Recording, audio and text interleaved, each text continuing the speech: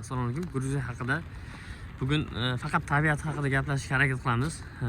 Ob-havo, tabiati juda ham chiroyli. Havolari bilmayman, odamga yoqadigan, juda ham bir boshqacha. Buni qandaydir qilib ta'riflay olmayman, lekin agar aynan Gruziyaga kelib dam olib, haligi work and travel deb ham dam olib, ham ishlayman desangiz, juda ham zo'r joylar. Lekin aynan ish uchun viza kerak bo'ladi bu yoqqa. Hop, sayohat uchun juda ham zo'r joylar, chunki mana shunday noodatiy binolar yildan yilga ko'payyapti. Qurilishlar juda ham ko'p. Bu qurilishlar haligi Gruziya asosan boy davlat emas-u deb shunaqa gap bo'lib qoladi-yu. Bu qurilishlar asosan baribir investorlar hisobiga bo'lsa kerak.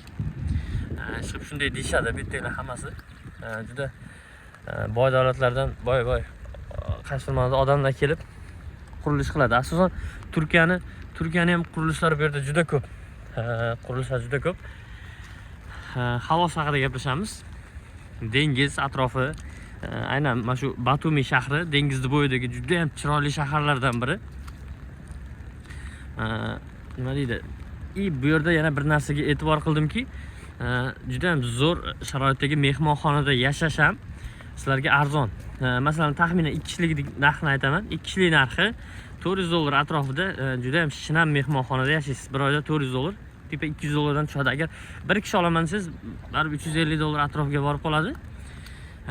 Juda ham yaxshi, chiroyli holatda mehmonxonalarda yashasangiz bo'ladi. Bunaqa haykallar ham uchrab turadi yo'lda. Ishqib sayyohlar uchun zo'r tashkillashtirilgan ko'ngilochar qiziqarli joylar. Aynan sayohat uchun dam olgani kelishishga ham yaxshi joy. Hozir ancha-muncha o'zbeklar bor bu yerda. Oilaviy kelishgan, bolalarim uchun deydi. Bu yerga kelib kvartiralar sotib olishgan. Aytgancha kvartiralar narxi ham ancha arzon ekan. Men tushunishimcha 20-30 mingdan boshlab yaxshi 2 xona, 3 xonali kvartiralarni boshlab, shu narxdan boshlab olsangiz bo'ladi. Narxlar ochig'i arzon, ancha arzon tuyuldi menga. Ishqib O'zbekistondan kelgan oilalar bor, bu yerdan uy sotib olib yashayotgan. Havosi zo'r deydi. Mana shunaqa deb yashayotgan oilalar bor. Gruziyada nima deydi? Qaysi ma'noda biznes qilayotganlar ham bor. Asosan mana shu aynan mana shu Batumi shahrida bir 10 ga yaqin oshxonalar bor. Juda ham bir katta bir restoran darajasida ochilgan emas-ku, ixcham oshxonalari bor. Ata qaranglar, sayohat qilishga juda ham zo'r joylar. Ayniqsa bu yozda endi suvlar ilib qoladi, odam juda ham ko'p bo'ladi. Hozir odam kam. Yashash uchun men albatta bu shaharni tanlagan bo'lardim. Imkon bo'lganda. Qaysi ma'noda uy sotib olib, masalan. Chiqib shunaqa videoni to'xtatmasdan nima desam olib ketyapman.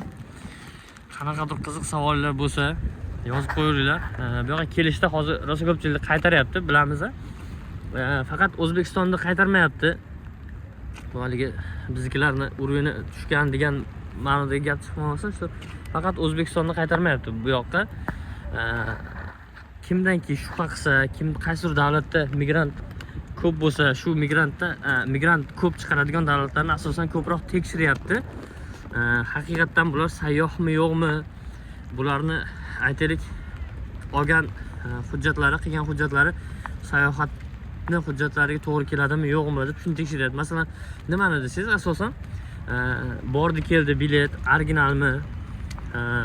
Sug'urta bo'lishi shart, sug'urtasi bormi shu sayohatlik davomida? Keyin mehmonxona bron qilinganmi? Bron qilingan, shunchaki bronni ham qaytarib yuboryapti. Shu mehmonxona haqiqatan ham pul to'lab sotib olganmi u mehmonxonani? Mana shuni qiziq so'rayapti. Yana ixtiyoriy yana bir narsa qo'shsangiz bo'ladi. Mehmonxonadan aeroportdan mehmonxonaga tipa transfer sizni kutib oluvchi xizmat qo'shsangiz bo'ladi. Bu yana ham plus. Mana shu narsalarni to'liq qilgan odamni asosan qaytarmaydi. Baribir holatiga qaraydi, savollar beradi, har xil savol javob bo'ladi. Lekin asosan qaytarmaydi. Hop, yana nima desam bo'ladi? Chiqib mana shunaqa videoni uzmay hozir nima desam dedim. Qanaqadir savollar bo'lsa bilmadim, to'plab turib, balki bir tartib bilan chiroyli qilib javob berishga harakat qilaman. Hozir o'zim aylanib yurganim uchun o'zimcha o'yladim foydali bo'ladi degan gaplarimni gapirishga harakat qildim.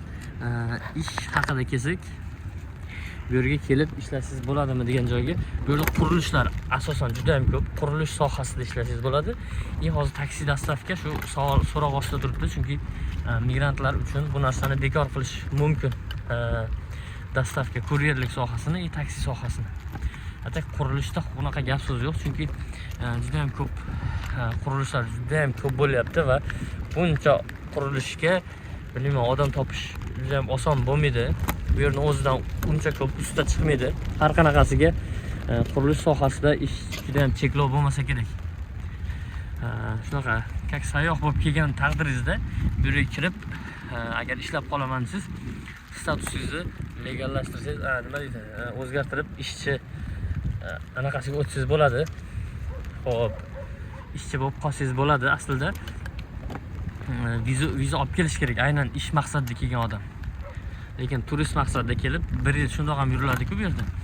Shu paytda ishlab qolaman desangiz, legallashtirish imkoni bor baribir shuni qonunan. Shunaqa gaplar.